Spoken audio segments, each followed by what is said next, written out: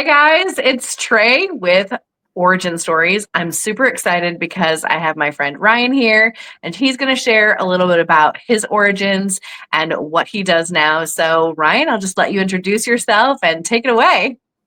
Thanks, Trey. I'm Ryan with Paladin PPC, a digital advertising company. And just to start to talk about my origin, I grew up in Madison Heights, Michigan, and uh, in a two-parent household. My mom has worked at the same company that she did pretty much my entire life, which is a property management firm in Birmingham. And my dad bootstrapped a construction company out of our home growing up. So I grew up in an entrepreneurial household, um, which is kind of, I think what planted the seed for my entrepreneurial spirit and being the owner of Paladin PPC. My dad was a guy who had no college and barely got himself out of high school, but knew that he had to provide for his family, and I have a sister, so two kids and his wife. So unfortunately he passed. So sorry. Yeah. um, Gone too soon, but learned a lot from him. Definitely carrying shingles and drywall and anything else he needed me to go for during my summer vacations. um, so yeah, that's a little bit about my family. um, Went to school in Madison Heights, graduated from Madison High School, and then 2 months after that, I joined the United States Army as a field artilleryman.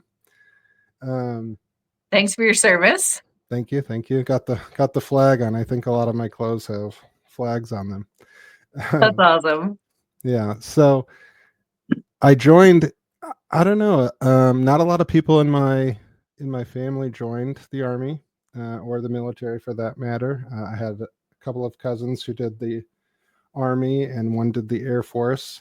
My grandfather served, but I honestly didn't hear too much of their story throughout my life. I didn't ever really ask them questions about it, and I don't think they served for very long. Um, I served for 8 years, active duty Army. Uh, Wow. three, de- yeah, three deployments to Iraq. I was stationed.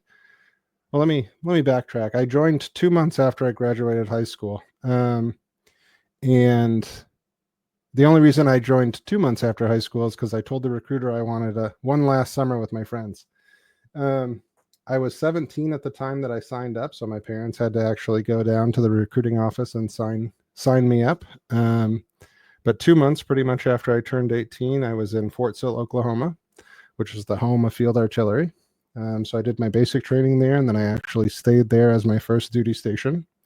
Deployed once with them to Iraq, and then shortly after I came home, they reassigned me to Fort Riley, Kansas, which is home to the Big Red One, the 1st Infantry Division. So I was part of the storied 1st Infantry Division and did 2 deployments with them. Wow. After I got out, I stayed living in Kansas for a year. I did a year at Kansas State University, actually. A lot of odd jobs during my college career, just part-time things here and there. But after a year of living in Kansas, going to Kansas State, I decided, this is a dynamic I actually thought about earlier. A lot of guys and gals join the Army or the military to get away from Hmm. maybe where they grew up or the circumstances they were in. Yeah. And then they serve for however long.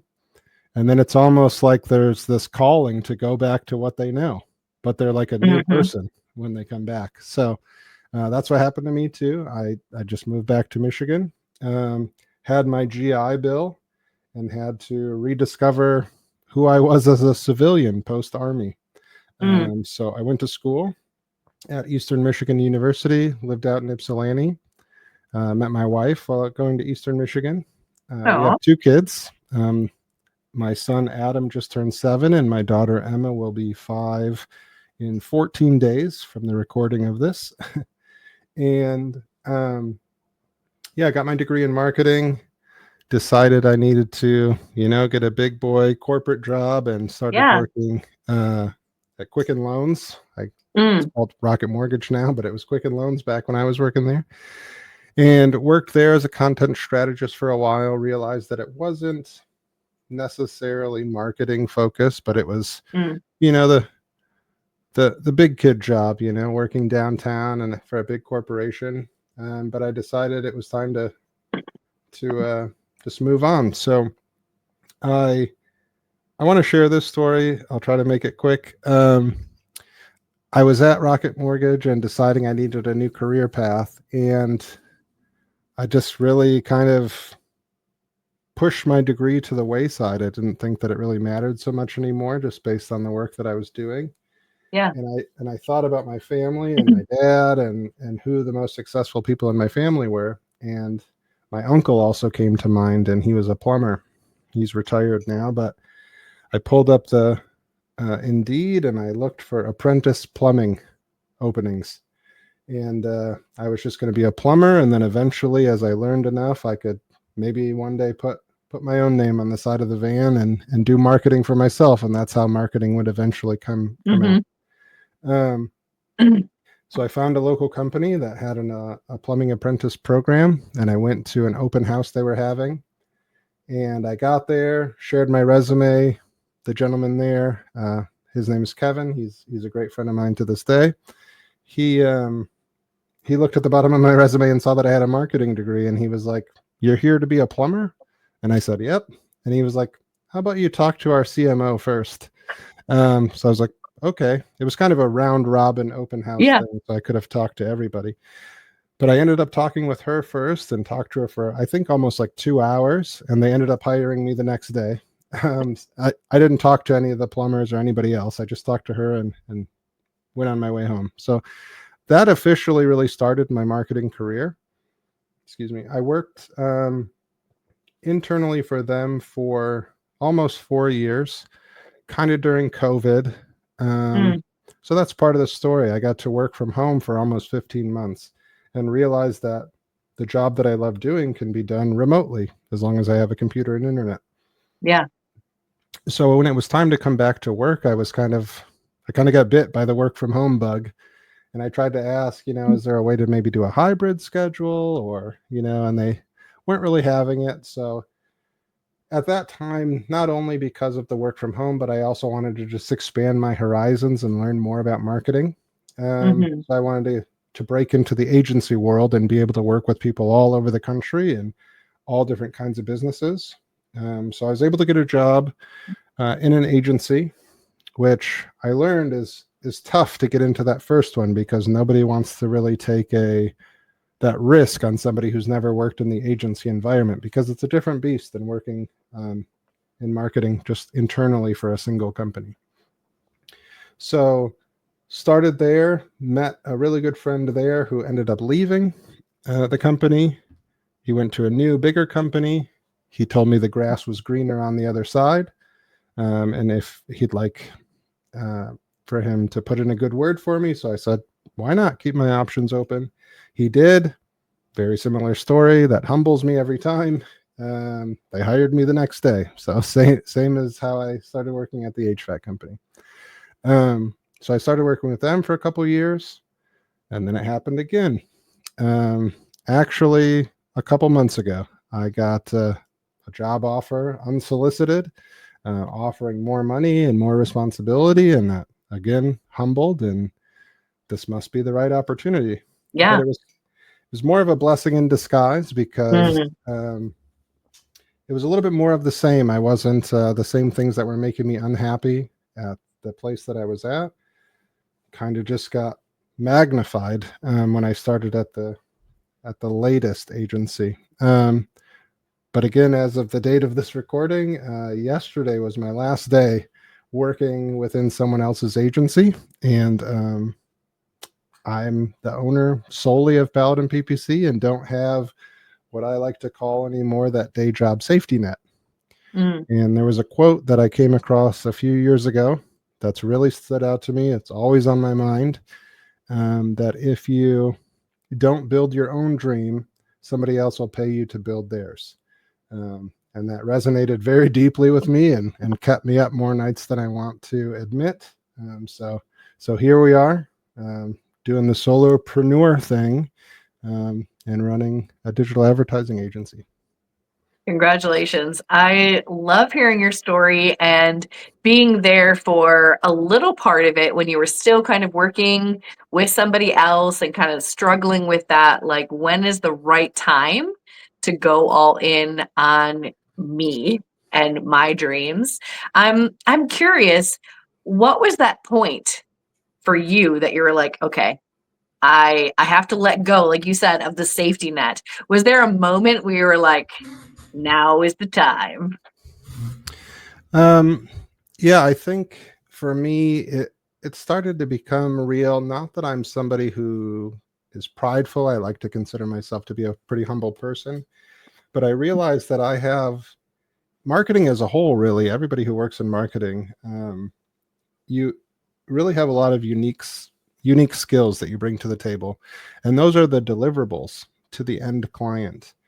And if you're not the owner of the agency, I just get that visualization of the, Wizard of Oz behind the curtain. Mm, So you're just the person behind the curtain doing the work. Sure, you're getting a shout out here or there, but at the end of the day, it's the owners of the agency, it's their clients, it's the mm, relationship that they've built with their clients, the expectations, the deliverables. And again, not from a prideful place, but I'm the guy behind the curtain just doing the work. yeah. And um, I'm interested in the full scope of it. I want to be the person who, you know, meets the clients, who understands their pain points, who understands their business, is also able to deliver on that. And from a place that I truly feel only a solopreneur can. Mm, Um, because a downfall that I was seeing in bigger agency life, and it's not that they're doing it on purpose. It's just kind of mhm, the nature of the beast. Once an agency gets so large, they have to put more people in place, and then they get further and further and further removed from that end client experience. And then the clients, unfortunately, uh, kind of just become a number on a spreadsheet. And there's a whole mm, bunch of different hands in the cookie jar. Things get lost, and those were things that they started to rubbed me the wrong way, and I wanted to be able to control that whole experience. yeah, that makes a lot of sense. And being closer to your actual client to be able to have that interaction, that up close and personal, you can ask the questions. You don't need to be behind the curtain anymore. Is there something that changed within you to want you to step out from behind the curtain? Um, that's a good question. I don't know if there. Um, I don't know. In 2019, I was saved. I became a Christian in 2019, and I think through that process and through that rebirth, that I have now in Christ, I think that I just want to make sure that I'm serving people and serving people well. And Yeah. stepping out from behind that curtain allows me to do that. It allows me to, meet with business owners. That's where my passion lies, as I shared about my dad earlier and my Hmm. uncle too, being a plumber, um, is really just helping small businesses. I'm not a big agency. I don't ever aspire to be a big agency like Mm, the ones that I've worked for. I would really like to make that long-term connection with folks who are small businesses, who are chucking a truck, so to speak, in the trade world, or just people who have, just those mom and pop shops who are really just trying to get their name out there because they have the same passion as I do, and that's serving their community and serving their clients well. that's incredible. Tell me more about wanting to serve the little guy. I know we've talked before about that desire to do something different. I'd love for you to share with everybody about that.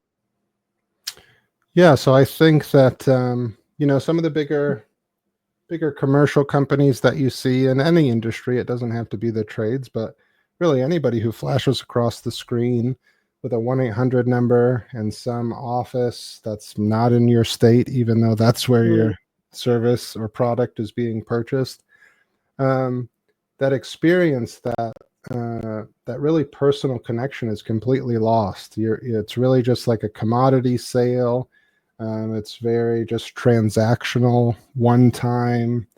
Um, but helping the small person have a voice through mm, creative um, digital advertising that speaks to who they are, to introduce them and their product or service to the community in a way that can compete with those people who have television commercials. A lot of people think that they have to have thousands and thousands of dollars to be able to get their message out there or get their offer out there, and it's just not the case.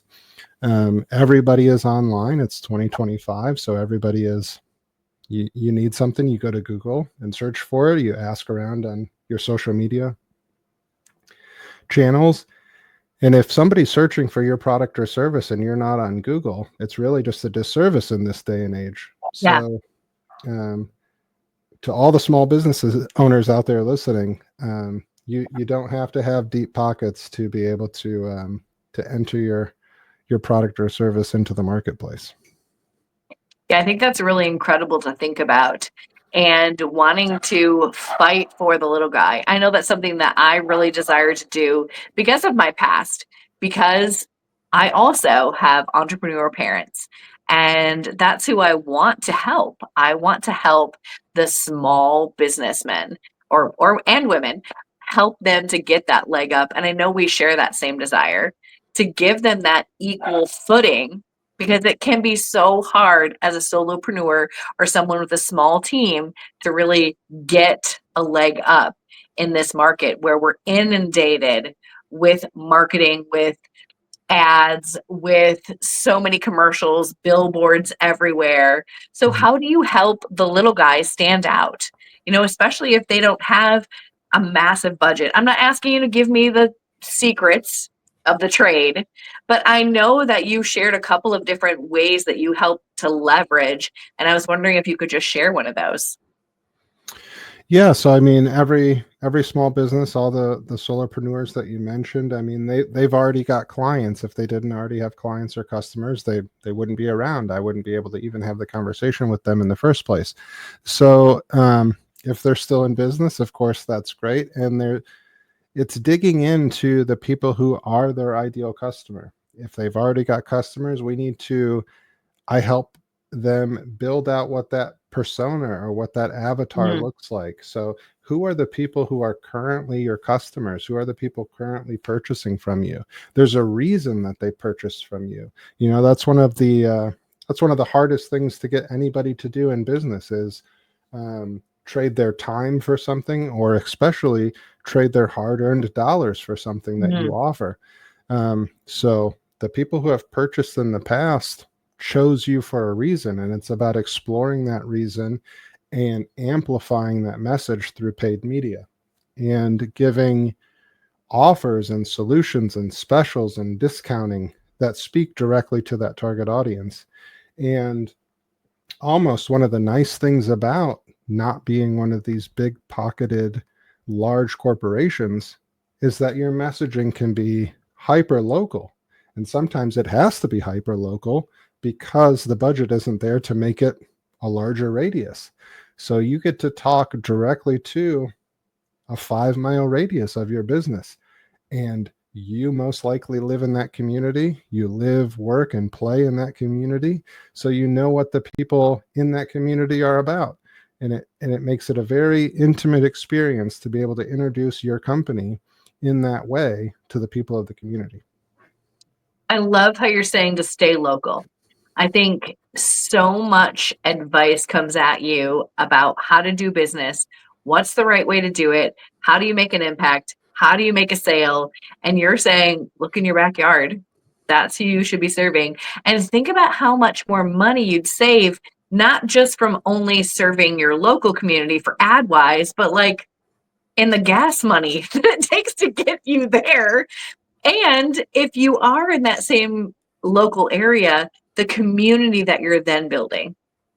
Yep. I was meeting with a business owner recently, and one of the reasons he had contacted me is because I was local within his area, not only just the state of Michigan, but local within driving distance when you bring up, spending money on gas. So, of course, there are large marketing agencies, and that's who I'm up against. That's my internal competition. But they're in places like Florida, California, New York Mm, City. And all those places I just mentioned, we're a big enough country where those places and those people are not like people in Michigan. We're exactly. Midwesterners to the core. So um, it was one thing that he actually vocalized to me. I'm sure he gets inundated with people who own marketing agencies who specialize in his niche. And he passed all those people up, again, humbling me and wanting to reach out to my business because I was local and I can come meet him face to face. We can have a coffee. I can shake his hand. I can come see his business, take pictures, and really build that relationship in that local way. And I think that's something that has been missing, from the community, and the way that we do business is focusing on local, being close with the people that we're actually close to, and building relationships with our neighbors, with the people around us, to be able to serve them better. And who do you know better than the community that you're in? Because you chose to live there for a reason. So it Mm-hmm. only makes sense that that would be the people that you serve. Yeah, I've made that comment before to quite a few people. I've even told my wife, hopefully, uh, managing and running this business will be great and provide greatly financially for us, but I have no desire to move um, from where I live because this is my community and these are my people. So that's the type of guy I am as well. And yeah, it's all about, I think, in an age where we've got AI and people are talking to robots essentially every day, there's really this draw to get back to those grassroots types of authentic, genuine relationships. Like we skyrocketed to the point of talking to AI every day, and there's just massive corporations, like you said earlier, billboard there. No matter what type of media you watch, there's ads. Yeah, Whether you can't get away only from it. do streaming or if you do cable or if you're only watching YouTube, there's ads on every single platform that you watch your favorite movies and TVs shows on. So I think there feels like there's an energy to kind of get back to that grassroots Yes. relationship building. I completely agree. And getting back to who we are created to be. So I want to go back a little bit to your origin story. How do you feel like your origin story now shapes your business and who you want to serve, who you'd like to work with? How do you think those past experiences have developed yourself and your business? Yeah, growing up in the contractor household, I think my dad, he was the strong stoic type maybe, so it left a lot of opportunity for me to just have to kind of figure it out for myself. Not to discount my mother, but she worked full time as well. So, you know, us kids in a different era, we were just kind of left to our own devices. So there was that part of growing up, and then especially the army. I mean, I think the slogan, the tagline when I joined the army was "Army of One." Oh, I wow. don't. I think it's Army Strong now or something. I'd have Yes. to look it up. Um, Army of One. I remember that. That felt heavy. yeah. So really, I mean, you're 18 years old. You're joining the army. Everything is brand new and basic training for anyone who's ever seen a war movie. I mean, you've got that. Um, you know, in your mind. Full Metal Jacket's got some iconic scenes for how that works. Um, so really, just that self sufficiency, Mm. and I think that's really really what shaped me and molded me, and just wanting to I just really have a heart for service, like selfless service. It's one of the Army values, and Mm. it's what I want to be known for. I want people to know that I'm there to help serve the needs that they have, especially, in their businesses. I think that's really incredible thinking about how the things that happen to us or the things that were a part of our past really do shape our future and Absolutely. help us to become more of who we were created to be. Sometimes it can peel back the layers. Sometimes it can help you, like you said, step out from behind the curtain and to be more of who you're created to be. So, as we're kind of wrapping this up, if you could tell someone watching this just a encouragement as a new business owner or maybe someone who has gone through hard, what would be your encouragement to them?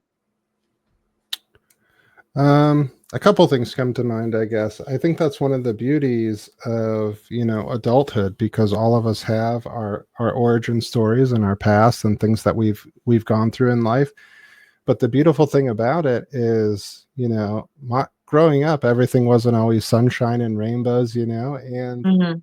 when you're an adult, you get to pick those things that you want to magnify in your mind, to amplify for your life, and how you allow your past to shape you. Mm. You don't have to dwell on the negatives. It's your choice, to pull out the positives and build on those things. Um, and another encouragement I would say, if you're having a dark day or a dark season, the sun will rise tomorrow.